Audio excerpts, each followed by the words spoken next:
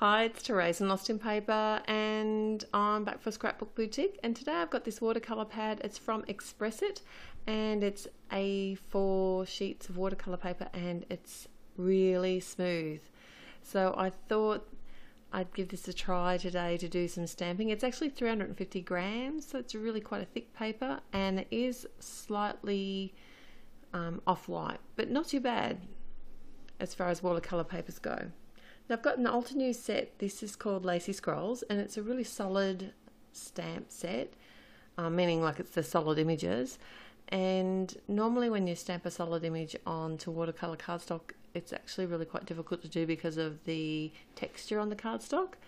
And I'm using some VersaFine smoky grey ink, and this just stamps out perfectly. The cardstock is really smooth. So I'm going to stamp out a few different images from this set and just create my own little pattern, and I'm going to be just focusing these down in the bottom right hand portion of my panel, and the panel's cut to the same size as my card front.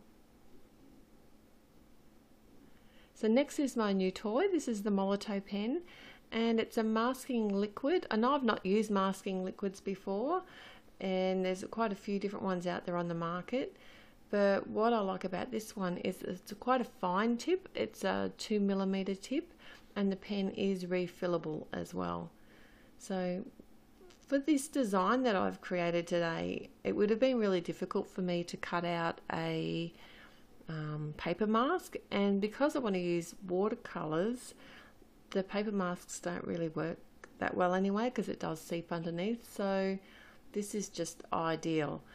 So you can see where the masking fluid goes down because it's blue, and then just need to allow some time for it to dry so I can actually colour in all these intricate parts of the design. And on the big areas, what I do is just sort of fill in sections at a time, and I'm pushing down on the pen to release some of the fluid, and then just moving it around to cover the image up. So once that's all done, I'm just going to set that aside to dry.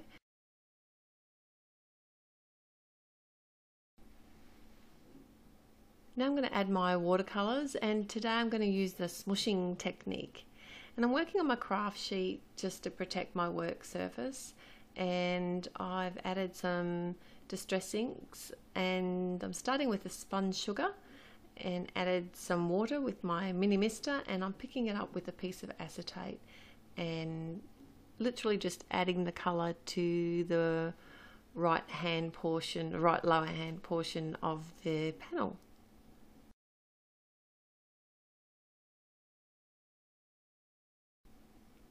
And then I can just use a cloth to clean up my craft sheet and also wipe the back of my acetate. So my second colour today is the picked raspberry, and because it's the same colour, I'm not too worried about letting the first one dry, because if it mixes, it's just two different pinks, so it's not going to be a drama. It's not going to make a muddy colour at all. And I'm making sure that I add ink over the masked areas as well. I do want to test out this masking fluid and make sure that it works well. And next I thought I'd go for some mustard seed, and this time I actually did dry the colours in between because I didn't want to muddy up the yellow with the pink. And my final colour is the carved pumpkin, which is an awesome bright orange. I just love it. Look at that. So I do actually play with this a little bit more and keep adding a couple of other layers of colour and I do dry it in between. But once I've got my final layers of colour on, I'm just going to set this aside to dry naturally,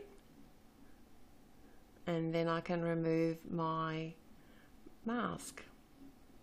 So this is where I'm kind of thinking, oh, I don't know, is it working or not? And I can actually feel some of the paper pulling up from underneath, so I'm not sure if I actually didn't wait for the pigment ink to dry well enough. I don't know. If anyone's got any ideas or tips, or if I'm doing it wrong, please let me know.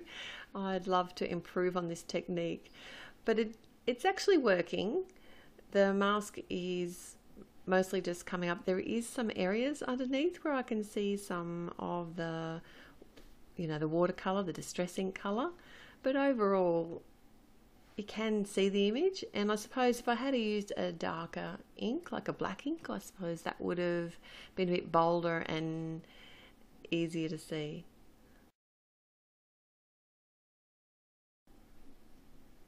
So I'm just working slowly on the rest of the image. I'm just trying to do this fairly gently because I don't want to be pulling up the cardstock and ruining all the work that I've done so far.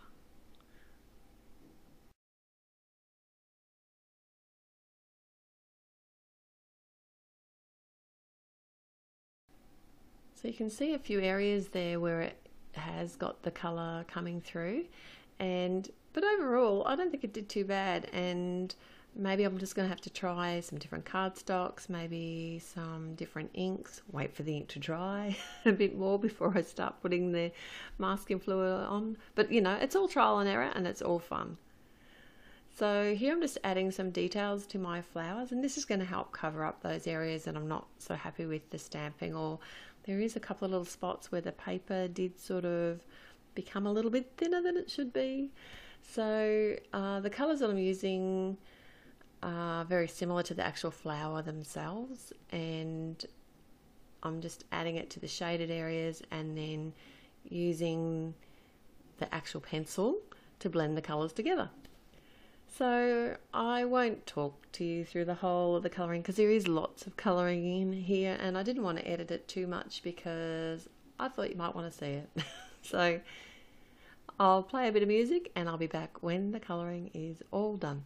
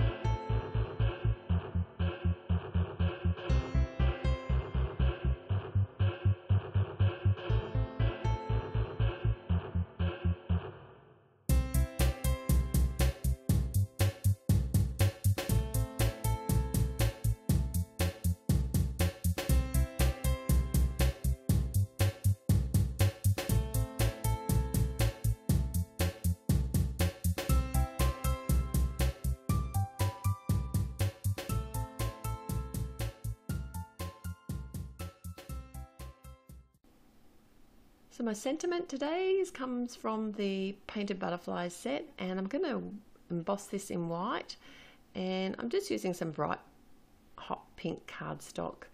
This is out of my scraps. I think it's called Taffy. It's one of the American Crafts colours. And I'm just going to add the panel to the front of my card, and I'm using some Tombow. And one little trick that I use there, if it does get a little bit warped, is I do roll my cardstock through my Big Shot machine, and that seems to help like straighten it out and make it nice and flat again. So as a final detail, I'm adding some enamel dots. These are from Sparklets, just some yellow and grey ones on the front of the card because I thought they'd be a bit of fun. And that's pretty much my card for today.